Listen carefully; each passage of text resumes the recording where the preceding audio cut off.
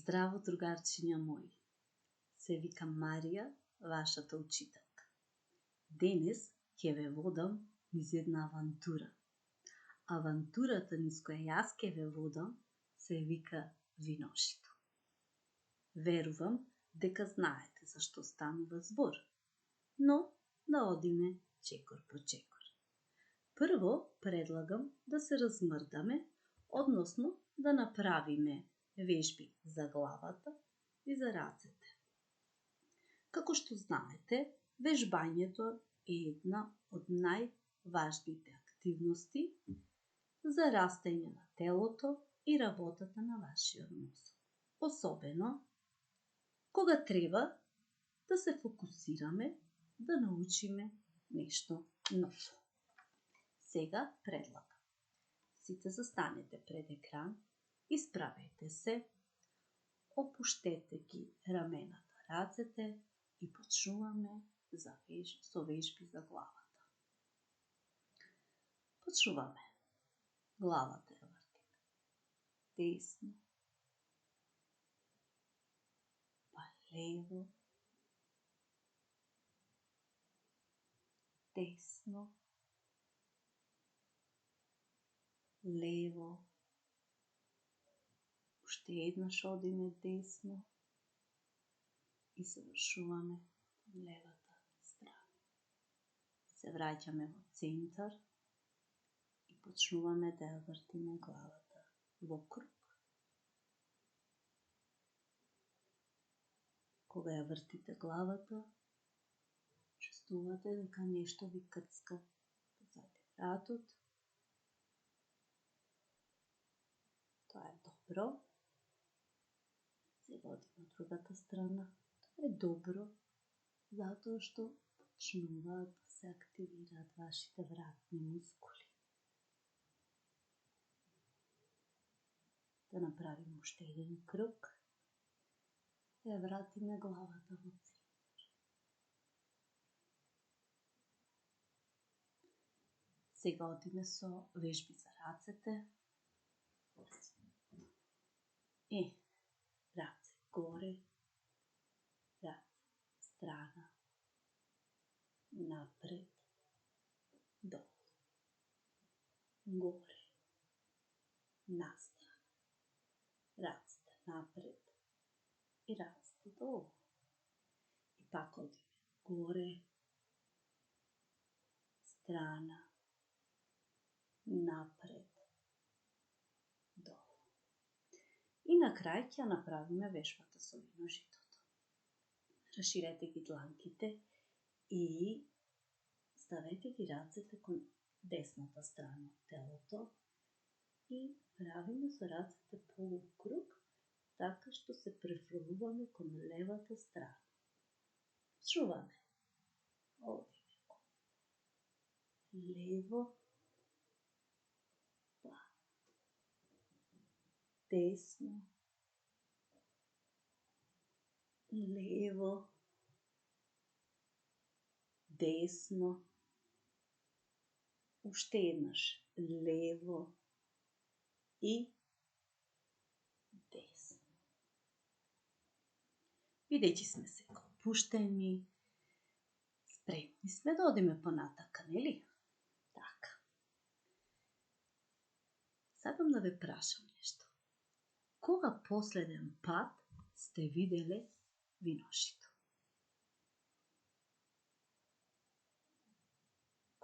Каде сте го виделе виножитото, деца? А со кого сте биле кога го видовте виножитото? Така. Инаку, виножитото е метеоролошка појава, исто како дождот и снегот. Меѓутоа, разликата на виножитото со врнежите од дожд и врнежите од снег како метеоролошки појави е во тоа што виножитото, кога се појавува на небото, трае кратко, меѓутоа воодушевува со нејзиниот изглед. Сега ќе ви покажам фотографија од виножито. Ќе видите каде се може да го видите виножитото. Погледнете ја првата фотографија. Што гледате на неја? Точно. Тука нема едно виножито. Тука имаме две виножита. Ова е првото, кое што е многу поизразито, и ова второто, кое што не се гледа толку многу, меѓутоа доволно е да го видите дека е виножито, така се забележува. Значи на оваа слика имаме двојно животново виножито, кое што се појавува над зелена шума, деца. Сега одиме со следната фотографија. Тука гледаме дека виножитото е над река. Значи, покрај тоа што виножитото се појавува над планините, шумите, значи листопадни зелени шуми, виножитото можеме да го видиме над реките, езерата, океаните, морињата. И ова е третата слика. Погледнете, каде се наоѓа ова виножито, деца? Така, ова можеме да го видиме директно на небото. И што можеме да заклучиме од овие три фотографии? Можеме да заклучиме дека виножитото како метеоролошка појава, кога се појавува во природата, има форма на кружен лак или на полукруг и можете да го видите цел спектар на бои. Сега, да видиме кои се боите на виножитото. На ова слика можеме да ги видиме кои се боите на виножитото. Меѓутоа, сакам, кога ќе ги кажуваме боите, да учествувате и вие. Со тоа што вие први ќе ги кажувате боите, а јас само ќе го повторувам оно што вие го кажувате. Почнуваме од горе кон долу. Значи, првата боја на виножитото е црвената боја. Така е, деца, првата боја на виножитото е црвената боја. После црвената доаѓа портокалевата боја. Следува жолтата боја. Така е. По жолтата боја е зелената боја. По зелената боја светло сината боја, деца, зашто веднаш под светло сината боја е темно сината боја и нашето виножито завршува со виолетовата боја. Ајде сега уште еднаш да повториме кои бои го сочинуваат виножитото. Значи имаме црвена боја, портокалева боја, жолтата боја, зелената боја, светло сината боја, темно сината боја и виолетовата боја. Деца, колку бои избројавме? Значи 1, 2, 3, 4, 5, 6, 7. Збројавме 7 бои. Што значи? Виножитото се состои од 7 бои. Меѓутоа, за жал, виножитото не можеме да го видиме секаде и секој ден, но веројатно се прашувате како тоа настана. Сега внимателно слушнете. За да го видиме создавањето на виножитото, ви ја одбрав оваа фотографија. На оваа фотографија од левата страна се гледа сонцето, каде што грее со неговите зраци, односно свети со неговите зраци, а па од другата страна имаме еден облак од кој што паѓа точно, од кој што паѓа дожд. Секогаш додека врне, И кога сонцето свети, сончевите зраци поминуваат низ дождовните капки. Тие капки ја прекршуваат светлината, се мисли на сончевата светлина, и се создава спектар од различни бои, што го прави виножитото едно од најубавите појави во природата. Значи, секогаш, истовремено, кога врне дожд и свети сонце, кај да се свртите од негде ќе го видите виножитото. Иако виножитото не можеме да го видиме секој ден, можеме да си го направиме сами, кога сме дома,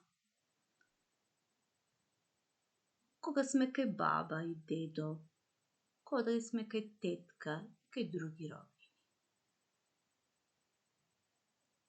Виножитото можеме да го направиме преку експеримент. За таа цел јас имам помошничка која што се вика Ајлин, и Ајлин мене ми прати фотографии во кои што таа сама си направила виножито. Ајде да ги видиме тие фотографии. Значи, во експериментот за нашето виножито користиме бомбончиња Бонитоп, оние се малечки вака округли бомбончиња кои што се во разни бои и имаат вкус на чоколадо, една чинија и вода. Прво што правиме е бомбоните ги редиме во долниот дел на чинијата, така што треба да го запазиме редоследот на боите на виножитото. Откако ќе ги наредиме бомбоните, туруваме, односно вода. Вода туруваме онолку колку до нивото на бомбончињата, не да ја прелива, односно да ја покрие водата бомбончињата, туку да биде на исто ниво. Потоа оставаме да видиме што ќе се случи. Еве, тука е нашето виножито. Погледнете, деца. Водата направи да ги испушти боите бомбончињата и да се создаде една ваква убава појава, која што можам да речам дека е слична на виножитото. Еве, на ова слика може убаво да се види. Ти благодарам, Ајлин, за твојот експеримент. Навистина добра работа заврши. Меѓутоа, покрај Ајлин, јас имав помош и од други другарчиња. И тие правеа експеримент, и тие ми пуштеа слики, и јас сакам да ги споделам со вас. Ова е експериментот виножито односно виножитото на Дамјан. Тој неговото виножито го направил во чаша. Видите колку е интересно. Следната фотографија е виножитото на Мелда. Погледнете тука на зидот таа и покрај тоа што си го направила експериментот, па дури си го нацртала. Браво, Мелда. Ти честитам на твојот труд. Следната фотографија е виножитото на Тара. Тара, многу убави се боите што ги доби тука од твојот експеримент. Дури се исти боите како во природата. Погледнете, сите 7 бои можете да ги видите на овај експеримент. И следната слика е експериментот на Рубин, каде што виножитото исто така може да се види уште појасно. Се надевам, деца, дека моите другарчиња ве поттикнаа да и вие доколку имате време да направите вакви, но и други експерименти. Би сакала да ги направите и да ги сликате и да ги споделите. Не само со вашите другарчини, туку и со вашите роднини. Така барем ќе се чувствувате попријатно и поубаво. Но, сепак, кога ќе видите виножито, барам 3 работи од вас. Прво, фотографирајте го виножитото. Нека ви остане еден ваш убав спомен. Потоа, кога ќе видите виножито, замислите желба, да знаете дека ќе ви се исполни. И на крај, земете лист хартија, земајте ги боичките и нацртајте го видеото што веќе сте го сликале. Може би тоа се наоѓа под некои куќи, под планината, под реките, под езерото. Доловете го виножитото онака како што ќе биде на фотографијата. И ако се тоа сте го направиле, сте направиле добра работа. Ви честитам, мои другарчиња. А сега довидување, се надевам дека ви беше интересна мојата авантура. До следно видување.